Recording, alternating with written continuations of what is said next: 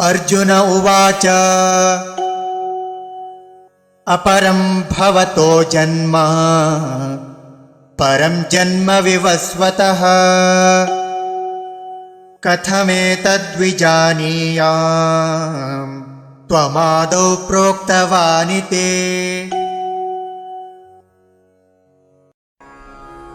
अर्जुनः उवाच अपरं भवतः जन्म परं जन्म विवस्वतः कथम् एतत् विजानीयाम् त्वम् आदौ प्रोक्तवान् इति। अर्जुन उवाच अपरं भवतो जन्म परं जन्म विवस्वतः कथमेतद्विजानीयान्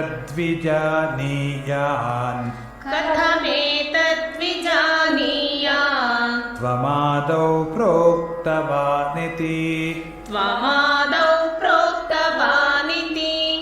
अपरं भवतो जन्म परं जन्म विवस्वतः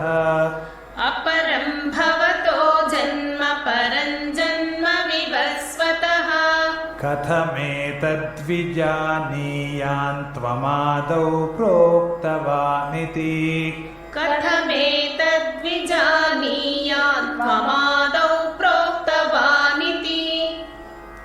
अपरं भवतो जन्म परं जन्म विवस्वतः कथमेतद्विजानीयान् त्वमादौ प्रोक्तवानिति।